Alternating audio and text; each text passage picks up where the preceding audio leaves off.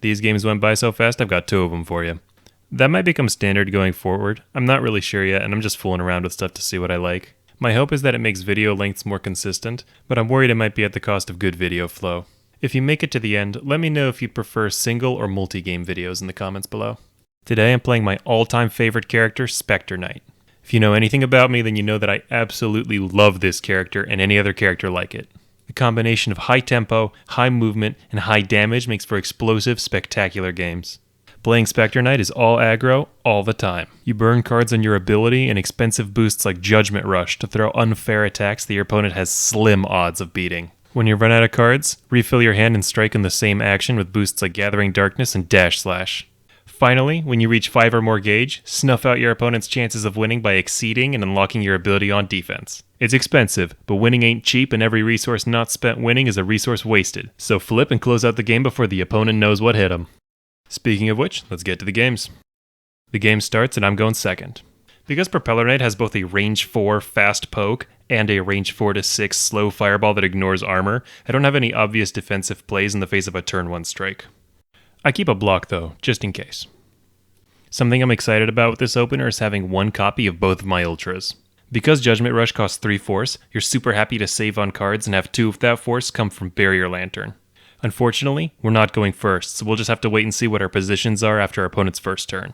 Our opponent strikes us, and I just respond with the block from our opener.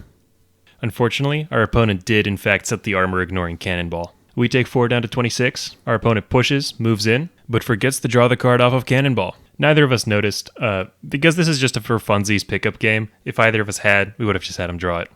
Because I mulliganed into the other block, I'm comfortable just preparing here and seeing what the cards tell me to do next turn. My opponent does the same and it comes back to me. Here, I think for a good long while before sealing the sweep and spike from my hand and striking with the Dread Talon. This looks like it's not that materially different from just setting the spike from my hand, but the difference is that by doing this, I'm also threatening to play a speed 7 Grasp or Spider Scythe. This is important because it means my opponent can't just freely cross out and ignore anything I play. My opponent flips a sweep and we're rewarded with 5 damage and the life lead. Back on my opponent's turn, they strike. I'm not worried about it being the other's sweep, so I just block, and my opponent flips a focus. I take 2, we both get our second gauge, and play passes back to me. I elect to just prepare here, as I'd like to make this Judgment Rush happen, and my opponent takes the opportunity to exceed and move to range 3. Back on my turn, I don't really know why I don't just boost Spider Scythe to draw cards and strike here, but I, for some reason, just end up preparing. Looking back on this, preparing is just unnecessarily passive here. On my opponent's turn, they parry Throwing Sickle and get to take a look at the party I've got waiting for them. I've got all the cards in the world in a fast mid-speed mix-up waiting to pair with this Judgment Rush. The turn comes back to me and I know that now's the time to pull the trigger. I boost Judgment Rush and leave a diverse hand of threats to pair alongside it. Now, my opponent this set is someone I've played against a lot, and I know that they're no slouch.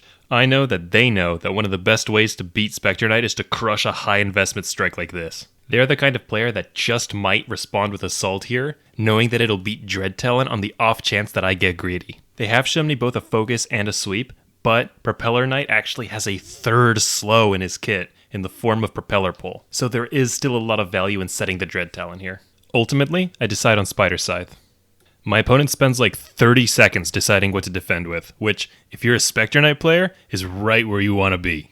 They decide, eventually, to defend with Swoop, which confirms to me that they did indeed believe that I would set the Dread Talon, but didn't have an Assault or Saber Lunge to beat it.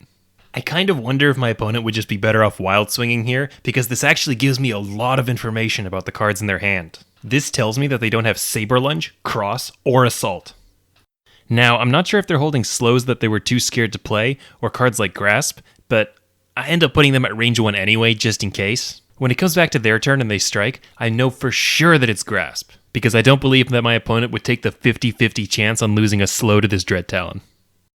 I Wild Swing, and I'm lucky enough to flip a sweep, because, sure enough, my opponent set a Grasp.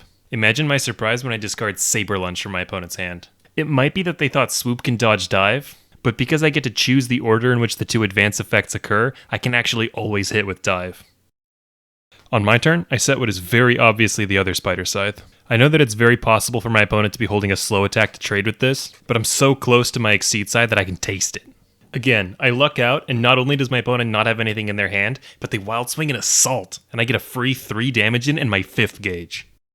Now, it's no secret that Specter Knight isn't particularly good at defense. When the turn comes back to my opponent and they see I have no cards in hand, they use their character ability to retreat to range 2 and just wild swing. I'm forced to wild swing back and I luck out for the 3rd time in a row, flipping Assault against my opponent's Spike. I now have a 15-point life lead, 6 gauge, and feeling like my deck can just do no wrong. I exceed, draw a card that doesn't do anything at range 1, and pass the turn to my opponent who immediately strikes me again. The card in my hand is useless and I've got gauge to burn, so I spend one and wild swing a focus, an amazing flip. Even better though, my opponent flips a headwind which completely misses against focus at this range. Meaning that for the 4th time in a row, I just completely luck out. On my turn, I start setting up the checkmate by boosting Spike, my opponent prepares, I prepare, and my opponent sets a Hail Mary Saber Lunge that loses to my grasp. Game 2 starts and I'm on the play. When it comes to sealing cards for Specter Knight's ability, I tend to prioritize sealing normals and try to make it so that all the cards I seal hit at a specific range. This game, I decide that that range is going to be 3 and I seal Assault and Dive and strike with a range 4 focus. My opponent responds to the Headwind, which isn't beating many things but has a decent chance of gaining 1 gauge for Propeller Knight here, and in fact does. I take 1 damage, advance 2, and hit back for 4. On my opponent's turn, they respond with a Strike. I read this to be a Spike and respond with Spin Scythe, but unfortunately my opponent flips a 2nd Headwind and I take 5. Back to my turn, I prepare, my opponent prepares, and now I have a critical decision to make.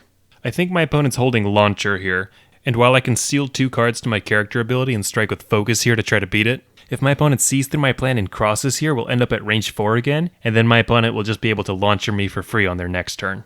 The play that I go for instead isn't necessarily any less risky, but I think is more likely to trip up my opponent. I boost Barrier Lantern and strike with Dive from my sealed area. I try to sell it as a block to discourage them from launchering me and encourage them to cannonball me, which will lose to the Dive, but either way, we're always going to end up at range 1 since I don't think my opponent's going to respond to Dive with a Cross here.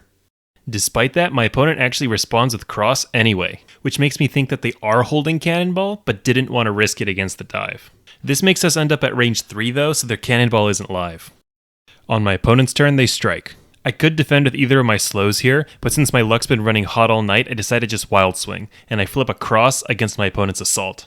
This puts us back at range 4, but since I'm so low on cards, I just prep.